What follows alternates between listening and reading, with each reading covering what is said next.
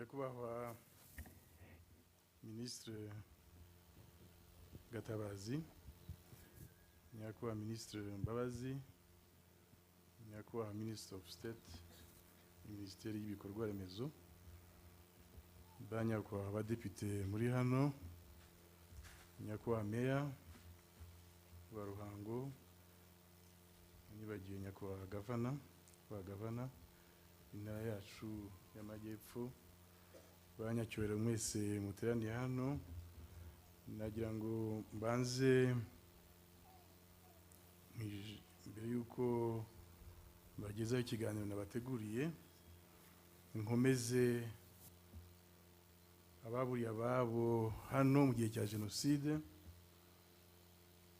mbakomeza mbabwira ko iki gikorwa cyo kwibuka nk'uko babizi gisanzwe cyubaka ingufu zikomeye bacitse ku icumu, kandi kuvaho leta y'u Rwanda, ubuyobozi bw'igihugu cyacu bushyiriho iyi gahunda ihamye yo kwibuka, byagiye bifasha abacitse ku icumu guhangana n'ingaruka za Jenoside nyinshi, kandi bihinyuza abantu benshi bibazaga ko igikorwa cyo kwibuka kizashegesha abacitse ku icumu. Nkaba mvuga ko ahubwo iki gikorwa kibavura, kikabafasha guhangana n'ibibazo bahura nabyo bikomoka kuri Jenoside. Nkaba rero nanjye mbabwiye nti mukomere kandi mukomeze mwumve muri iki gikorwa umuti ubavura.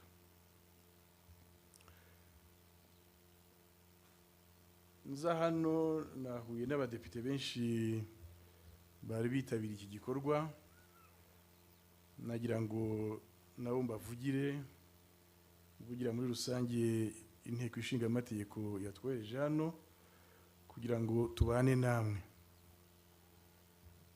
tubaho ubutumwa bw'uko urwo rwego rumwe mu nzego nkuru z'igihugu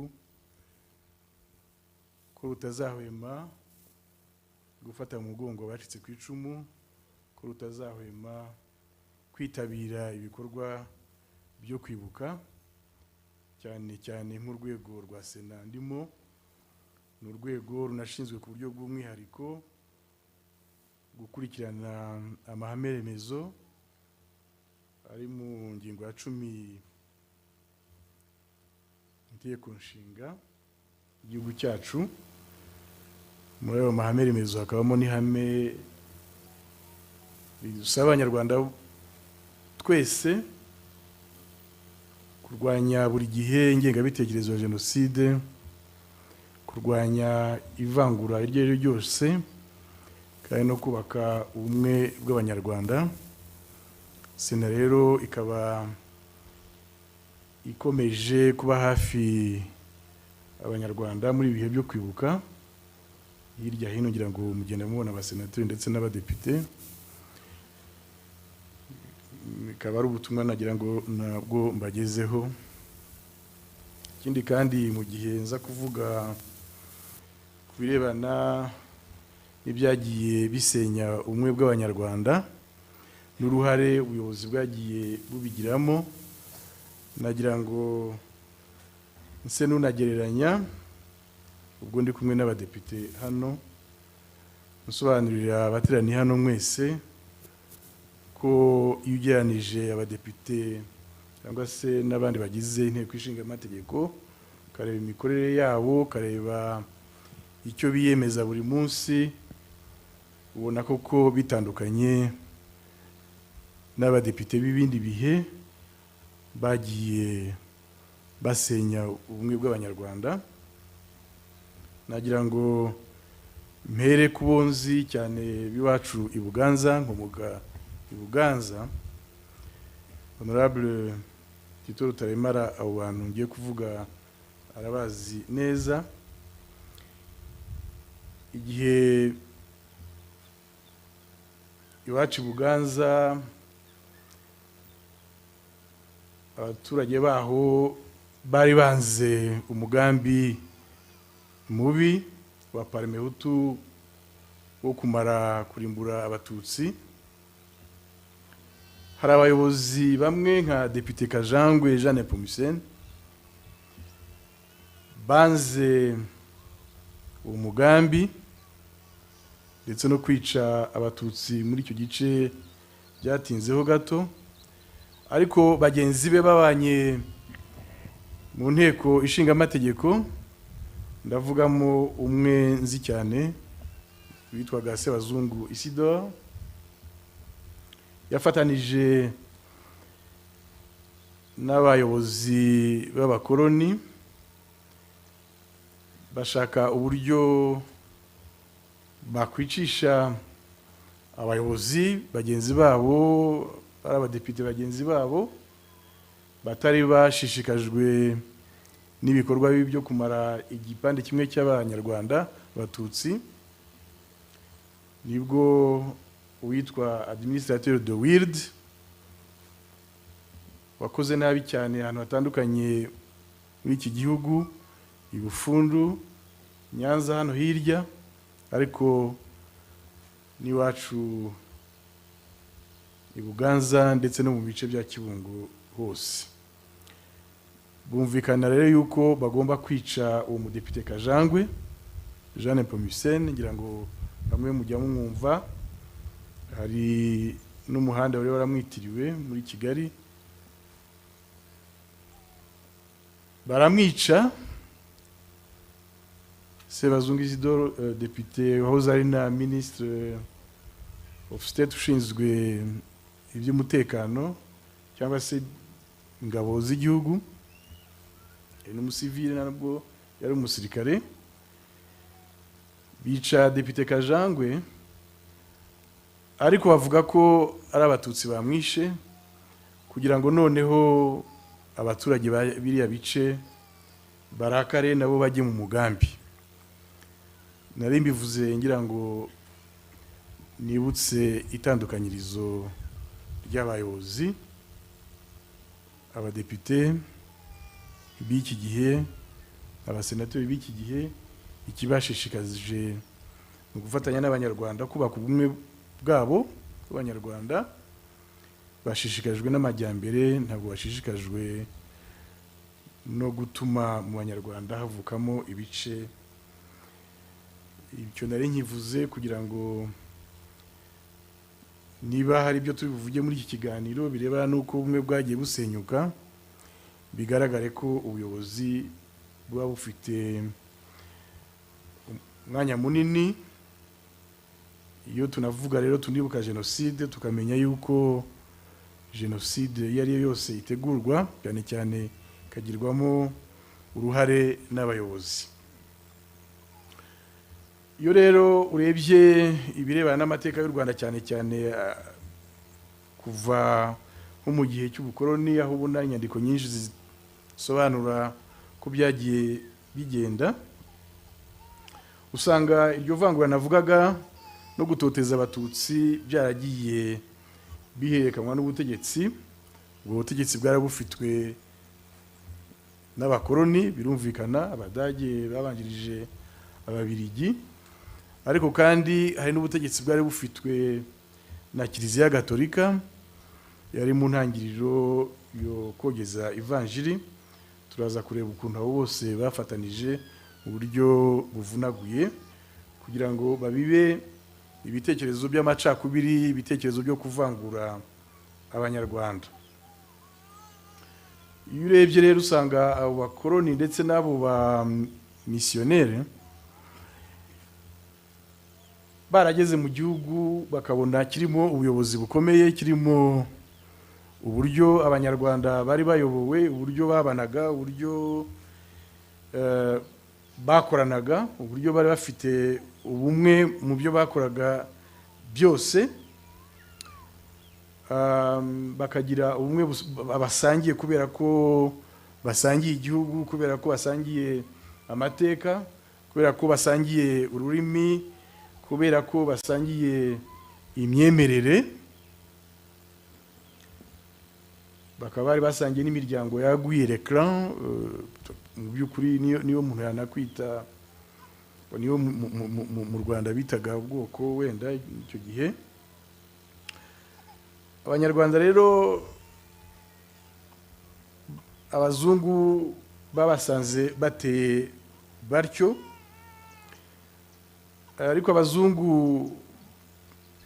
mu kubasanga bateye batyo babanje no kwiga, babanje no gusoma inyandiko zitandukanye z'abazungu bagendaga hirya no hino kugira ngo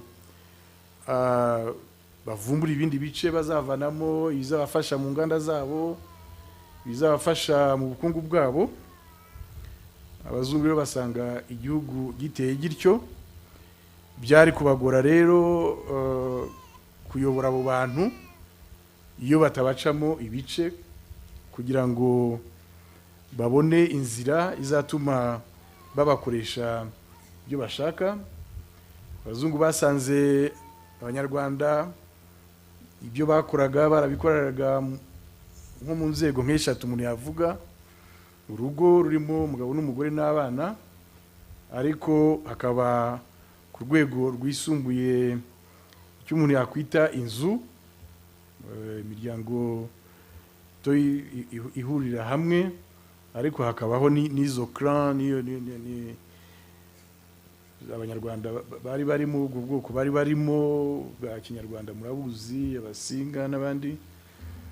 Ubumwe rero bw'abo bantu muri buri rwego bukaba bwarakomezwaga n'iyo sano bashobora kuba bafitanye y'amaraso, isano y'ubucuti, isano se cyangwa ituruka mu guturana, ituruka mu gushyingirana, cyangwa se nk'uko nabivugaga isano bahuriraga yahuzaga abantu kubera ko bafite ururimi rumwe n'umuco umwe.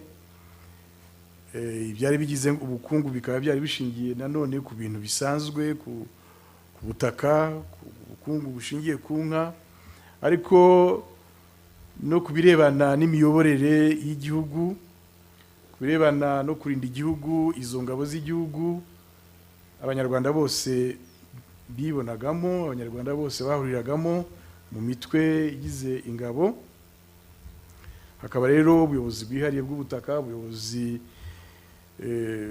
bwashingiraga ku masezerano asanzwe y'ubukonde, les contrats fonciers, cyangwa se ku birebana n'inka hakaba n'andi masezerano yashobora kuba ashingiye ku birebana n'utunze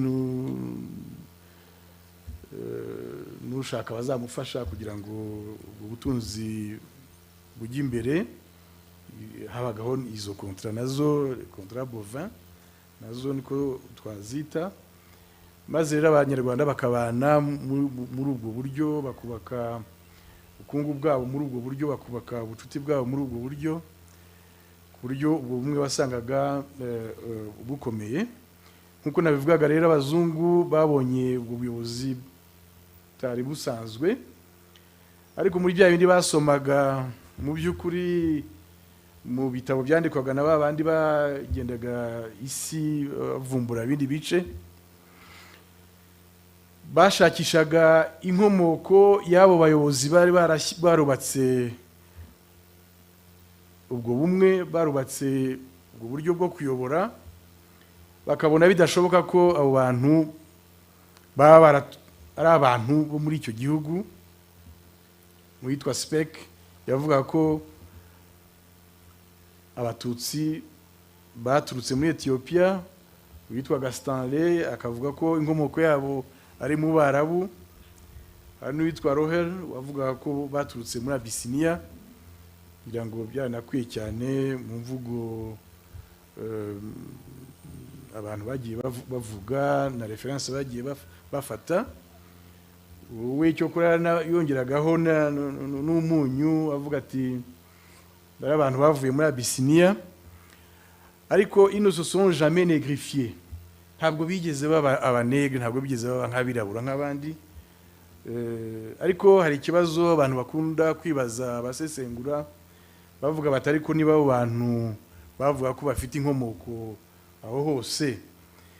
Ni gute utabona mu Rwanda ururimi rw'abatutsi rushobora kuba wenda rufite isano n'indimi zaho baturutse? Icyo ngicyo ni ikintu umuntu yakwibaza. Ejo bundi ntaga ikiganiro i Murambi, ngira ngo nyakwa gavana twari kumwe, natanga n'urugero nanone ndongera ngaruke iwacu Buganza. I Buganza buriya nk'aba abantu cyane cyane bari muri idini y'Abayisilamu bahaje baturutse muri za Tanzania kuri Cote, ariko ugasanga ni kirimi bavuga n'igiswahili bavuga, ugasanga gifitanye isano n'indimi zavugaga ngaho, cyane cyane zari zifite influence y'Icyarabu. Nibwo nababwiraga uburyo n'urugero nk'ukuntu babara muri Kongo, nko mu giswahili cyo muri Kongo tuvuga ivuga 20 uvuga 20 30 30 40, ariko muri icyo giswahili cy'aba abo bantu bavuga igiswahili birwamagana, abo giswahili umva ko kirimo Icyarabu 20 20, wajya mu Cyarabu ukumva ni 20 n'ubundi 50 50 80 60, ugasanga bifite. Ni gute rero wasobanura uburyo abo bavuga ko abatutsi bakomoka muri hariya hose muri Ethiopia, muri Abyssinia n'ahandi mu Barabu, bakaba bavuga Ikinyarwanda kitarimo amagambo cyangwa se uburyo bwo kuvuga umuntu yavuga ko bushingiye hariya. Abakoloni rero nta kundi kuntu bagomba kubigenza, bahisemo bakora strategy yo kuvangura abantu, bashyiraho indangamuntu iri mu bwoko, banza gukoresha ibuku, ariko nyuma bakoresha indangamuntu yanjye ndacyaye ifite. Alex ari he? Alexi ari kure? Yanjye ndacyana ifite, yasagira ikindangamuntu y'icyatsi, nayihisha ahantu muri École des Sciences Infirmières nakoraga, ahantu mu biro byanjye, n'ubu ndacyayigendana muri aka gasakoshi kugira ngo nerekeye urubyiruko ko ivangwa ryari rikomeye. Hanyuma nk'indangamuntu, urabona ino ndangamuntu Alexi, iyi ndangamuntu iyo irambuye hano ahantu hari ifoto, urabona ifoto yanjye, ikintu ubona cya mbere ni iki? Soma urangurure. Ikintu cya mbere ubona ni iki? Ahambere habanza utiriwe ujya kure, ahambere habanza handitse ngo ubwoko, kugira ngo nuyiha umuntu nta kindi kintu areba, niho hantu ahitira areba. Gumaho hari ikindi nza kwereka. Iyi strategy rero ngiye byantangaje, ndimo gutegura iki kiganiro ndeba muri iyi ndangamuntu yanjye ngendana, ariko ku buryo bwo kugira nyifashisha mu gusobanura. Ariko ra kandi kadokima umuntu w'inshuti yampaye, kano kadokima nyakwa kandeba umuntu wari hano nkuranga, reba hano urwaye myope, ariko kano kadokima urakazi, kano kitwaga fiche scolaire, fiche suiveuse. None iyi fiche suiveuse rero wajyaga mu mwaka wa mbere bakakuzurizaho nyine amazina yawe n'iki byose, amanota, ahandi habaga handitse izina ry'ishuri bigamo, iminsi wasibye uwo mwaka, amanota wabonye n'iki byose. Noneho umwana uri mu mwaka wa mbere akakuzuza, wakwimuka mu wa kabiri agahereza umwarimu wo mu wa kabiri, bityo kuzageza mu mwaka wa gatandatu. Icyo nashaka kongera kwereka Alexi n'urusagara, cyangwa se yafata amazina y'abantu cyane abantu bona basobanutse nkawe. Ongera uze hano kuri no fishi y'urebye ikintu cya mbere, ahantu haboneka no mu nyuguti nini ni biki byanditseho. mu ruhande rw'iburyo hejuru bigaragara cyane handitse ngo etini hutu tutsi twa. ku kana k'imyaka 7 kagiye mu ishuri bagomba kubanza bakaketiketa. Urumva Pierre Samuel guma hano ujya kure. Noneho ndagira ngo bazi Alexis ko buri gihe mu buhamya twumva abantu batubwira ko babahagurutsaga mu ishuri buri gihe abatutsi nibahaguruke abahutu nibahaguruke kandi mwarimu ubahagurutsa yarabaga afite ino fishi. Ngaho nsobanurira icyo yashakaga hano kimbwira gucyumva. Ngewe ko mbyumva ni nko gutoteza no guhora umuntu akwibutsa ko yarabizi si information yarayifite kubera iki byagendaga gutya nuko kwibutsa byerekana abandi. Aha, hari indi fiche rero nayo nanone bita fiche signalétique ko bayitaga signalanye n'umuntu wari we. Twuzuzaga turangije umwaka wa 6 nayo nuko yari iteye uko mbyibuka. Nkuranga niba nibeshya unyibutse naho iyo fiche aribo information bagomba kuza ku ruhande hejuru naho bagashyiraho ubwoko. Ngirange nagiye kuza muri commune Muhazi sinzi ukuntu nashaka gutekinika ukuntu amashuri yabaga yarabuze ushaka no guhindura n'amazina n'ibiki byose. Ngiye muri commune Muhazi ngize ibyago nsanga burugumestre waho aranzi arambwira ngo iyi fiche yawe wayujuje nabi genda baguhindi wongere wuzuze neza ibiri byo. Iyo fiche rero niyo yakoreshwaga kugira ngo bazahe abana amashuri bakurikije iryo vangura bari barashyizeho. Habyarimana bari yagize scientifique avuga ngo abana b'abatutsi bazajya mu mashuri baba nibire bangahe kwijana bikaba scientifique. Narakurikiranye ndebe ibyayo mafishi hano hari abayobozi batandukanye bazi birebana n'iperereza abo ndimo kubona imbere yanjye. Iyo twarangiza ku mwaka wa 6 nkuranga niba utari urubizi rero buriye umuntu ushinzwe iperereza muri prefecture mu kwezi kwa 6 yajyaga mu mashuri yose ya secondaire aho hari abana bagomba kurangiza agafata umwana ku wundi. Nkuranga Egide ikintu cya mbere yuzuzaga ubwoko bwe w'umututsi ukomoka mu murenge uyu nguyu niki yarangiza akaza gushyiraho commentaire. Hari ibyo nyakubahwa minisitiri w'umwe yantije mu bushakashatsi bwe yagiye agwa kuri ibyo batwandikagaho anyohereza kanjye kariho buri munyeshuri twiganaga normal moyenne izaza buri wese agira icyo amuvugaho. Nk'uwabuze icyo avugaho tuvuge kavuga umututsi ukomoka ngaha nkanjye nari umwana witonda kera uretse ko naje kuba inkubaganya inyuma ariko nitonda yandikaho dusingize Mungu Jean Pierre n'iki byose aritonda rwose ariko ubwo bwitonzi ntawuzi icyo buhatse.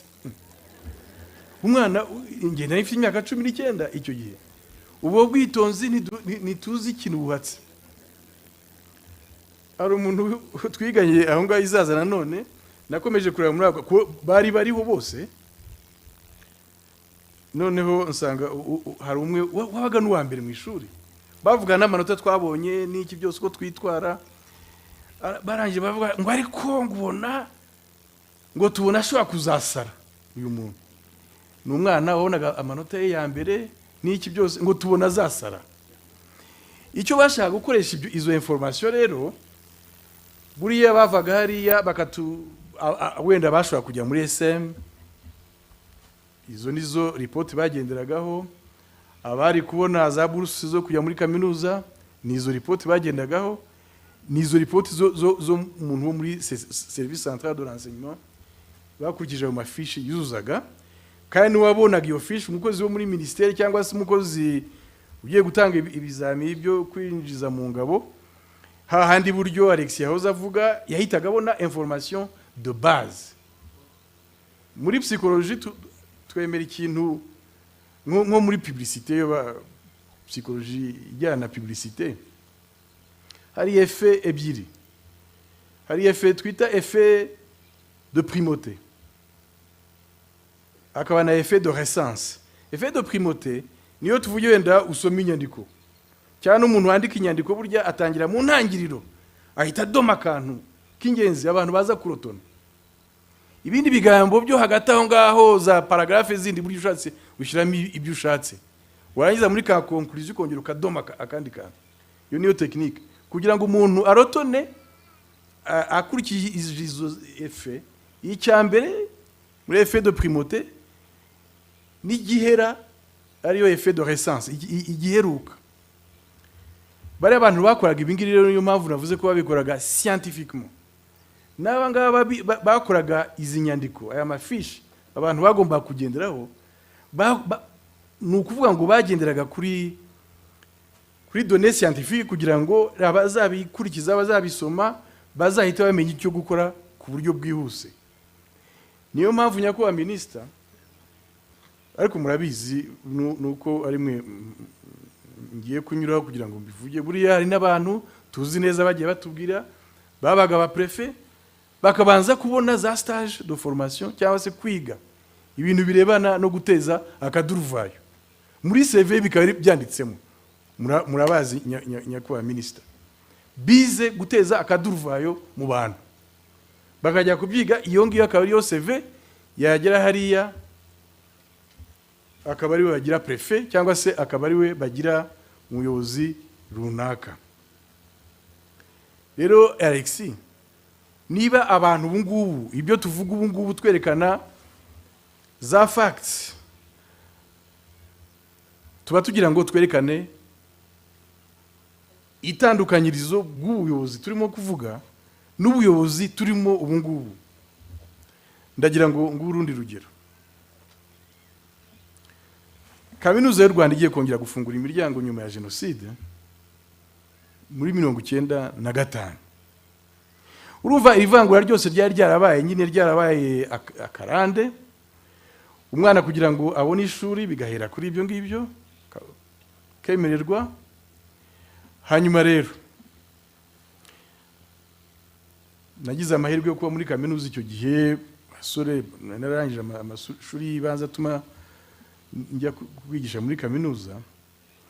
Nyakubahwa minisitiri ngira ibyago, umusore ngezeyo bati wowe turagushinga komisiyo izinjiza abanyeshuri muri kaminuza. Komisiyo izinjiza abanyeshuri muri kaminuza bizagenda gute nyakubahwa recteur? Komisiyo ishinzwe kuzinjiza abanyeshuri, ubwo ni muri briefing baduhaye, izatanga ibizami mu gihugu hose kugira ngo abanyeshuri b'abahanga aribo bazaza muri kaminuza. Nyakubahwa minisitiri, muribwira ko ngewe ndagira ngo bamenyeshe ko nari maze kuva ahantu bita Gahini, niho abantu bava inkotanyi zifashe irwamagana iwacu, bahise batujyana i Gahini kugira ngo babone ko baturinda neza, bakomeze bavanamo n'ibindi bice na Kigali n'ahandi. Ariko icyo twari twarabonye muri iyo nzira yose, za Mukarange, za Gahini, imirambo, ariko habaga hari nabo batemye amajosi anagana. I Gahini abaganga b'inkotanyi sinzi maji bakoreshaga, bakarambura amahema hariya cyangwa se inkoma kabaga. Bamwe tujya duhura n'abasore beza nkawe, abakobwa beza, sinzi uko inkotanyi zigiye ubuganga ntabwo mbizi. Nuba nashatse muri kaminuza abo bantu babagira abarimu bakajya bajya kwereka abana uburyo bigenda. Ndabihuza rero nuko kuntu ko kujya muri kaminuza, maze kureba ibyo ngibyo vuga nanjye kujya muri kaminuza, noneho reka turebe nanjye ubwo ningira influence runaka naye nzafasha. Si byose siko bya naturellement siko byagenda. Ngize ibyago bangira umuntu uzatanga ibizamini bije bitese. none ba bana bagifite imitwe iregarega, bagifite ibyo bikomere bibisi byo muri jenoside, nabo turabaha ibizami. Bati murabaha ibizami. Gute se? Twabaha ibizami rero. Niyo nkuru nashaka kubabwira ubu ngubu. Tubaha ibizami. Tujya kubikosorera, ibyo bizami twagiye kubikosorera muri Camp Kigali. Ahantu ubu ngubu ari kaminuza. Turinzwe n'abasirikare.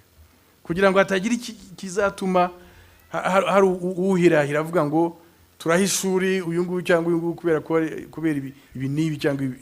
Umvise itandukaniro kwikubitiro, itandukaniro ryarabonetse, ariko no mu buzima busanzwe mugenda mubona itandukanyirizo. Ibitekerezo rero tuvuga ko tugomba kurwanya, kuki iyo tubirwanya noneho hari abavuga ngo babandi birirwa bandika ku nkoranyambaga, ibi ngibi turimo kuvuga baba babishyize he, babishyira hehe? Ariko rero hari indwara yadutse nanone, bakandika ku mbuga nkoranyambaga bakanga abantu, hakagira abakangika. Mbewe urakangika wowe? Ntugakangike rero, buriya ntabwo wakangika ufite facts, ntibishoboka. Buriya ufite facts uzibitseho, iba ari intwaro, usohoramo kamwe kugakubita hari, usohoramo akandi kugakubita hari. Ntabwo ari ngiye wahimbye ano mafishi, ntabwo ari ngiye wahimbye ibi byose bagendaga bavuga, ntabwo ari ngiye wavuze ibyo Musenyeri Ravijoli yavuze yohereza abamisiyoneri mu gihugu. Nagira ngo mbigusomere nanone. Aha briefing abamisiyoneri, Cardinal Ravijoli wayoboraga abapadiri bera, en général, et vous le savez, nos Batutsis sont intelligents, plus ardents, plus zélés à répandre la foi. Aidons-les. Qui aura ces jeunes gens Batutsis aura le Rwanda entier. On est Cardinal Ravijoli. Nous voyons ashingiye kuri bya bitekerezo atigeze averifiya by'abagendaga bandika uko babonye kose. Musenyeri Classe nawe mujya mwumva igihe bavugaga bati reka twishingikirize kuri aba bantu, ibyo bavugaga uyu nguyu Ravijoli avuga ngo muri rusange, kandi murabizi abwira abo bapadiri, Abatutsi nibo bazi ubwenge kurusha abandi, nibo bagira umurava mu buryo bwo gukwirakwiza imyemerere mishya. Ati rero uzifatira abo bantu azaba abonye abanyarwanda bose. Nabyumva. Musenyeri Classe nawe rero agendera kuri icyo ngicyo, aravuga ati amashuri noneho kugira ngo tuzabone bazadufasha gucengeza amatwara, ariko hari n'abandi mu buyobozi bw'abakore nabo bavuga bati natwe turabashaka bari abantu.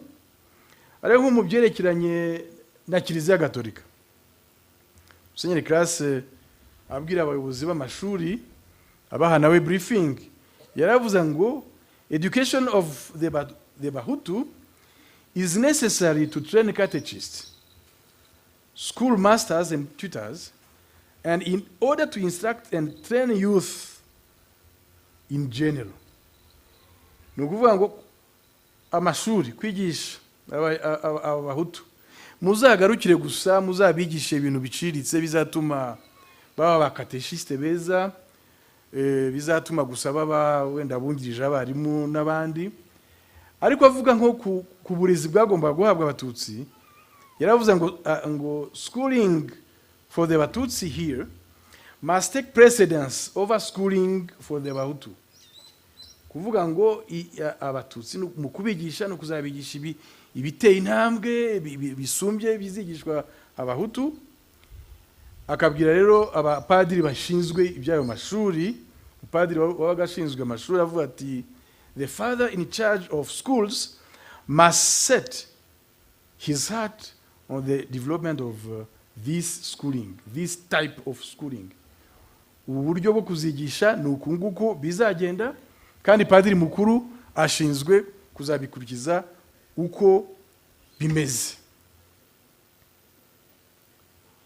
Yanavuga ati ariko muzabaze abahutu niba bakwishimira ndetse no kuba bayoborwa na bene wabo b'abahutu, ati uzasanga bahitamo kuzayoborwa n'abatutsi bavugiye gutegeka, bazi ubwenge kurusha abandi. Ibyo ni ibitekerezo bubakaga, bakabyubaka aho ngaho, bakabyandika, bagatuma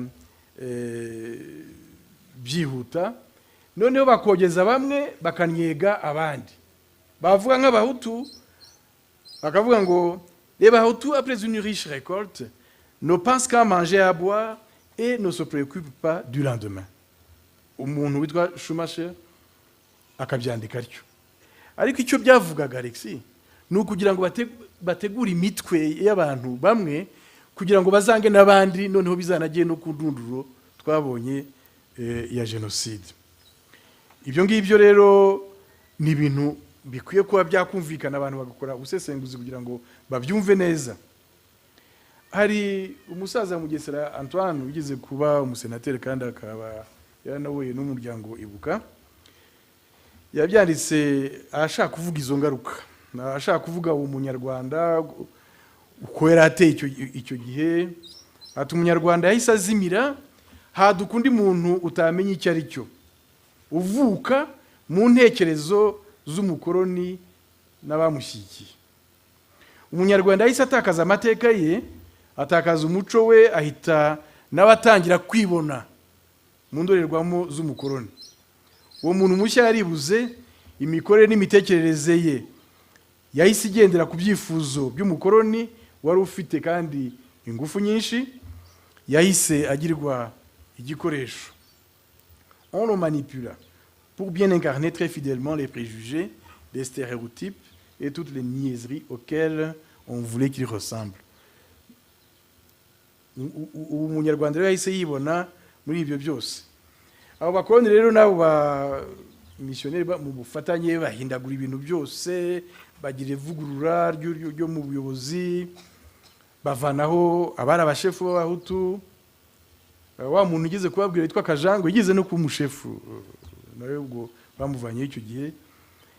Bakora ivugurura ndetse nko muri 22 kugira ngo bagabanye ubuyobozi bw'umwami Musinga, Perezida yahise yohereza intumwa ye ibwami kugira ngo ijye ineka ibikorwa byose umwami akora, kandi inabangamire ibyemezo yashobora gufata. Mu kuvuga ngo ibwami hashyizwe intumwa ya Perezida umuzungu, ndetse nta nubwo yashobora gushyiraho abashefu atabisabiye uruhushya Perezida cyangwa se n'uwo wamufashaga. Ariko Musinga, umwami Musinga yageze aho arareba abantu aravuga ati nzabarwanya, n'aba bazungu b'abapadiri iri dini ryabo ngomba kurirwanya, barimo gusenya imyemerere yacu, barimo gusenya umuco wacu. Birumvikana ko bagombaga kumwanga. Aho igihe bamuvanagaho muri 31 rero tariki ya 14 z'ukwa 11 bamucira Kamembe, ariko nyuma noneho muciriyo za Kongo asimburwa n'umuhungu we bumvaga ko yize muri amashuri yabo, bumvaga ko azabafasha mwaye Mutara Rudahigwa, ariko nawe yageze aho abona ko bidashoboka, afatanya n'abandi banyafrika gusaba yuko habaho ubwigenge, ariko nawe byamuviremo ingaruka zo kwicwa. Ariko muri iyo context noneho abazungu baravuga bati reka dutegure noneho duhindure babandi twitaga ibicucu, babandi twitaga abantu barangwa gusa badatekereza. Noneho baravuga bati reka noneho tubazamure, reka tubafashe no gushyiraho za parti politique, Aprosoma ibiravutse bagitera, Association pour la promotion sociale de la masse, avuka Parme Hutu, Parti de l'émancipation Hutu. Ariko ayo maparti nayo avuka ashaka noneho gushimangira ibyo abazungu bari batangiye kubashyiramo, mwarakandamijwe kandi nibo bakereye icyo kintu, nibo bashyizeho amashuri ya bamwe kugira ngo bajye bafasha abazungu gutera ikawa, ibipimo by'ikawa, gukubita ikiboko n'ibindi. Ukubita ikiboko ntabwo yabaga ari umuzungu, ni umwasista we. Byumvikanaga rero yuko aho bakubitaga bagomba ni ukuvuga ngo ni ibintu bari barateguye scientifiquement. Bakayibanda rero bashyira izo za Parmehutu mu mvugo ye. Kayibanda turabizi twese, mwagiye mubyumva, nta disikuru ya Kayibanda, Gregoire Kayibanda. Ye nari umwana we wenda ariko twarazumvaga muri radio. Habaye umunsi mukuru wari wo wose, umunsi mukuru w'ivuka rye, umunsi mukuru wa mutagatifu Gregoire, umunsi mukuru w'abakozi, abakozi, iminsi mikuru yose yafataga ijambo buri gihe agashyiramo urwango afitiye abahutu. Yabaga afite n'amadisikuru usanga ari amadisikuru mabi cyane mu gifaransa. Yarazi igifaransa cyane, yarize mu seminari n'iki, yarabaye n'umunyamakuru. Habaga harimo urwango afitiye abatutsi no gukangurira abaparmehutu kwanga nk'uko abanga na bagenzi be, kugira ngo igihe nikigera ubwo ngubwo icyo bateguraga ni genocide n'iki. Ari nk'ikintu yavuze muri Nzeri 59, avuga ngo notre mouvement vise le groupe Hutu outragé, humilié et méprisé par l'envahisseur Tutsi. Envahisseur, bya bitekerezo byaba bandi twumvise bavuga ko umututsi yaturutse muri Abyssinie n'ahandi akaza ari umuntu waje gufata igihugu. Ati nous devons éclairer la masse. Nous sommes là pour faire restituer au pays à ses propriétaires. C'est le pays des Bahutu. Ni igihugu cy'abahutu. Turi hano dushinze iyi parti kugira ngo dusubize igihugu ba nyiracyo. Le petit Mututsi est venu avec le grand. Urumva bya bitekerezo byo kwica n'abana b'impinja. Nanga buriya binaturuka. Le petit Mututsi est venu avec le grand. Uvuga ngo igihe nikigera ntimuzabarira umwana, ko le petit est venu avec le grand. Umwana yazanye na sekuru. Ari ukuntu yibazaga ibibazo akanisubiza, ariko ubwo yagira ngo ashyushye imitwe. Ngo la forêt a été défrichée par qui? Uko yabazaga muri discours. Akongera akisubiza. Par Gahutu. Akongera akavuga. Et alors? None se. Yari afite un style rhétorique, uburyo bwo kuvuga bukangura, bukarishye, bwigisha abantu kuzakora ivangura noneho risesuye. Ishyaka ryacu rireba umuhutu wakandamijwe, wasuzugujwe, akarebanwa iseseme n'umuvamahanga w'umututsi. Tugomba kumurikira rubanda, turiho kugira ngo dusubize igihugu ba nyiracyo. Icyo gihe mwumva ko yabwiraga abatutsi no kugira ngo yishongore ku batutsi bamwe na bamwe abari muri runara. Urumva Parmehutu yitwa Parmehutu, ni parti de l'émancipation Hutu.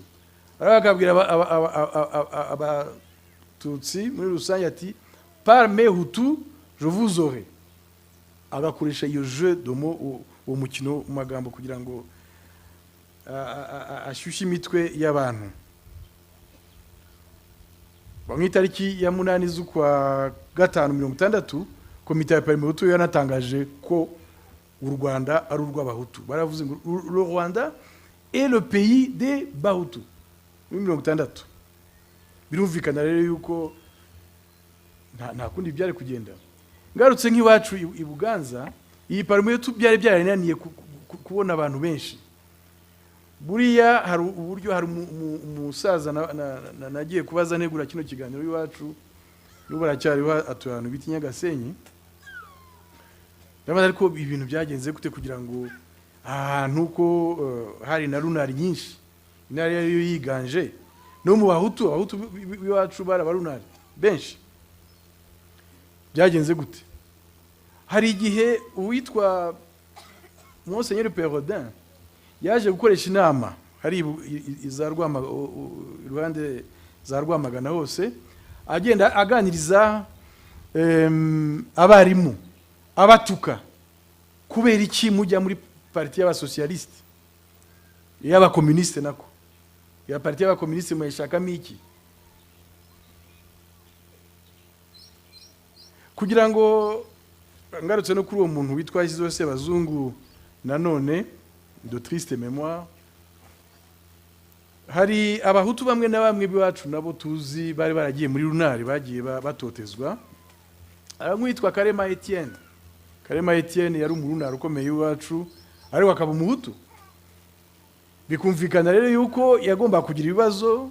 Sebazungu Isidore muri Parlement Hutu wari n'umuyobozi, mu député, mu ministre, secrétaire d'État n'indi myanya yose na bourgmestre yaramubaye, kugira ngo mwumve ukuntu abo bantu ba Parlement Hutu b'icyo gihe bari bafite ayo mayeri menshi. Yaragiye yongorera umuntu Sebazungu, yongorera umuntu yumvaga ko ashobora kuzagira influence muri bene wabo. Aramubwira ati uzi ibyo Karema Etienne yakoze? Yafashe idrapo rya MDR. Idrapo rya MDR ryari idrapo rigizwe n'umutuku n'umukara. Uko yabivuze ntabwo nabivuga hano. Yafashe idrapo rya MDR rijyana abari ryakoresha mu mwanya wa za PH. Izi PH niryo yakoresheje mu mwanya wa papier hygiénique. Idrapo rya Parlement Hutu. Murumva ikosa Karema, kugira ngo noneho bagende baburire abantu ko Karema yakoze ishyano nawe bamwice, noneho naba abantu bose b'abahutu bagiye muri runari nabo bagira ubwoba. Heureusement ko umuntu yagiye akongorera Karema. Karema yahise ahunga ajya mu kindi gihugu. Nanone urundi rugero wenda nabaha rw'ibi byubatswe n'imvugo y'abantu, nagira ngo wenda narambiranye mbabwire nanone umuntu witwa Arvut, padiri witwaga Walter Arvut. Hari ikiganiro yagiranye n'ikinyamakuru cyitwa Do Morgan ku itariki ya 16 z'ukwa 4 1994 jenoside yaratangiye, aho kugira ngo agiriye wenda ikintu abivugaho, ahubwo atangira kuvuga ibirebana na 59. Aravuga ngo pour nous l'histoire a commencé en 59, tout ce qui a précédé c'était la culture des Tutsi. Ati kuri twebwe amateka y'u Rwanda yatangiye muri 59, ati byabanjije 59 mu byibagirwe yari umuco w'abatutsi. Ati la révolte des Hutus, ukwivumbagatanya kw'abahutu, je l'ai vécu de manière très douloureuse car il y avait des cadavres, mais dans le fond j'étais heureux. Urumva 59 bati kubera ko nabonye imirambo hirya no hino byarambabaje, ariko mu by'ukuri mu mutima wanjye, dans le fond de mon cœur, j'étais heureux. Il se passait quelque chose d'historique. Icyo gihe harabonetse ikintu cy'amateka, la libération d'un peuple, kwibora kwa rubanda, kwa baturage. Je me souviens encore de la mort du Mwami, le roi. Mbese avuga ngo ko yibuka urufu rw'umwami Rudahigwa. Avuga ngo j'ai communiqué la nouvelle à mes élèves du collège et je leur ai dit que le lendemain nous allions célébrer une messe de requiem.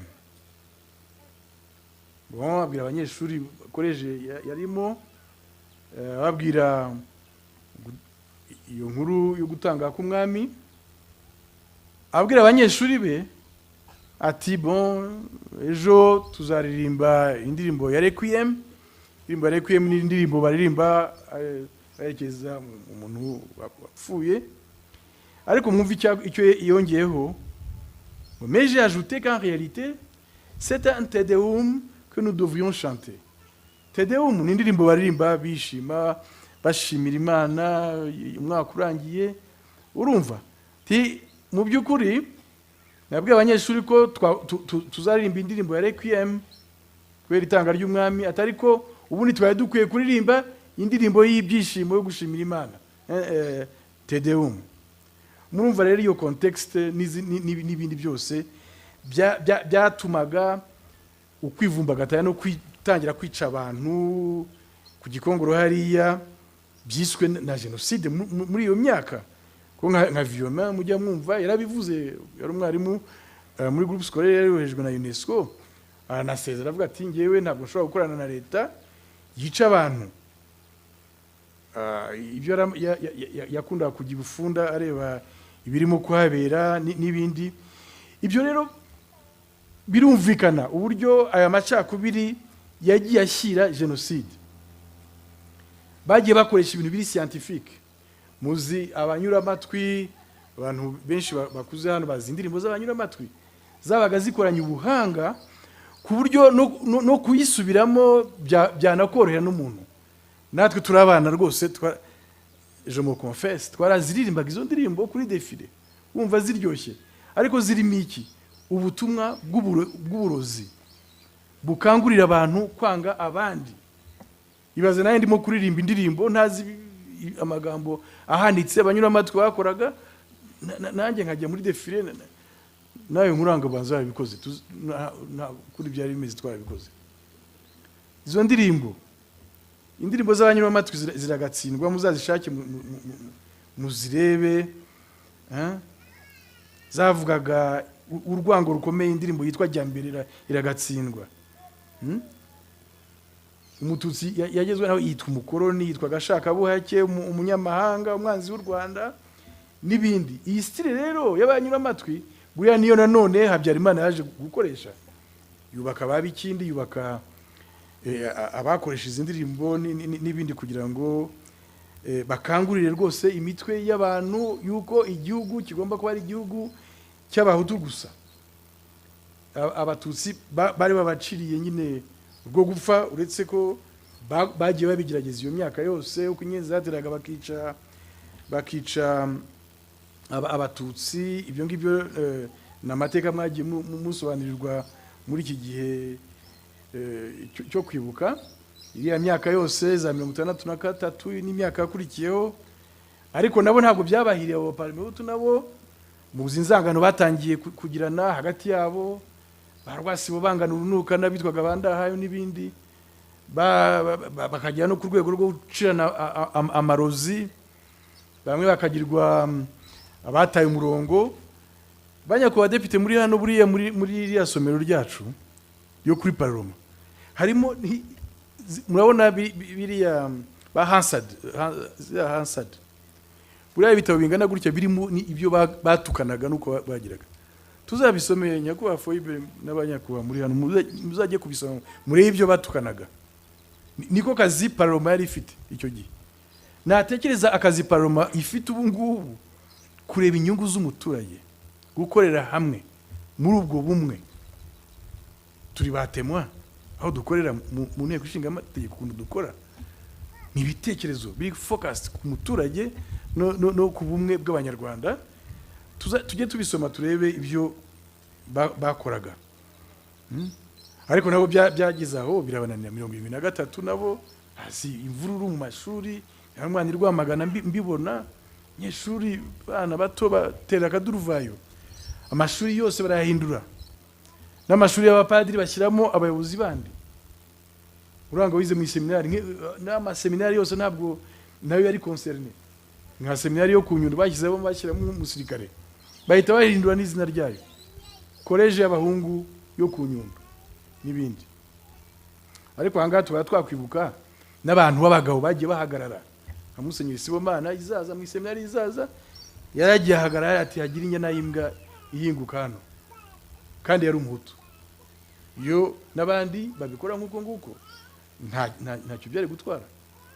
Musenyeri Sibomana yararaga anatunda n'abanyeshuri yumvaga ko bashobora kuzabamenase, baga bamanitse ariko ko bagomba kwirukana ahubwo. Akora urugendo ajya i Burundi abajyana, akabashyikiriza abasenyeri b'i Burundi ati mundebera aba bana, ibihe nibiba byiza zongera nzimbafate. Harimo inshuti yanjye Rodrigue Karemera wo muririmbyi ukomeye wacu Rwamagana, yajyanye atyo kugira ngo niyo mpamvu yamuhimbiye indirimbo kuko abantu Sibomana, kuko abantu sibo dukwiriye kwiringira. Ubanza yiririmbye kubera iyo mpamvu, nabo tujye tubavuga. Ejo bundi Minisitiri Damascene azwi ati abo bantu mujye mubavuga nabo, kubera ko berekana ko byari gushoboka ko abantu bari kurwanya ibitekerezo. Habyarimana yaragiyeho none hashyiraho ya système scientifique yo kuvangura abantu. Birumvikana rero ko hagomba kuba abantu bavuga bati ariko iki gihugu kigomba kurokorwa. Aha rero ni inkotanyi zaziye zitangira muri rano, bageze bashyiraho FPR, bavuga bati ariko izi negociation zose duhora dusaba gutaha banga, tugiye gushaka uburyo. Kuko bagiye basaba gutaha bikananirana. Kayibanda yarashyizeho amabwiriza yuko impunzi itagomba kugaruka, ndetse n'ibyo zasize ubu buryo bigomba kugabanwa n'ababigizemo uruhare. Kandi ashyiraho n'itegeko rirengera rya amnesty, rirengera abishe abatutsi n'abirukanye abatutsi kugira ngo bahunge. Ni gute izo mpunzi zitagombaga kwishyira hamwe no gutekereza uburyo zagaruka mu Rwanda? Kuko Habyarimana kijyaho nawe yashimangiye ibyo Kayibanda yavugaga ukwezi kumwe gusa kijyaho, giye muri 1975, kwezi kwa karindwi niho yagiyeho, tariki 5 z'ukwa Nyakanga, twaririmbaga nanone kuri defile. Kwezi kumwe kijyaho yandi yabavuga ngo ariko tuje kuvana abanyarwanda mu rwobo, ibiki byose byo kubeshya. Ariko inyandiko ye ya mbere officiel nanone n'amabwiriza avuga uburyo impunzi itagomba kugaruka n'uburyo ibyazo bigomba gufatwa n'aba cyangwa se abandi. Yageze naho avuga yuko igihugu ari nk'ikirahure cyuzuye amazi. 1982 twari bakuru, nge nari umwarimu. Muribuka impunzi Obote yirukanye ni Bugande uko byagenze, ko bazisubijeyo no muri conditions zikomeye cyane. Birumvikana rero yuko abanyarwanda bari hanze bagombaga kugira ikintu bakora. Ibi ngibi iyi context iyo basobanura uko FPR yaje, iyi context yose igomba kujya yumvikana. Baravuga ngo FPR yateye, nta nubwo yateye by the way. FPR yatabaye kino gihugu ko mu byorano yashakaga. FPR najyo ishingiyeho ni ubumwe bw'abanyarwanda, ibi nabyo bigashamikiraho demokrasi, amajyambere bikaza. Ariko icyambere ubumwe na runari nicyo yashakaga, yari ishingiye kumwe bw'abanyarwanda. Iyi context yiguye kujya isobanurirwa abantu kugira ngo bumve ibi byose, nibakorana n'icyo bakritika n'icyo bavuga byose bajye bashingira kuri ibi ngibi.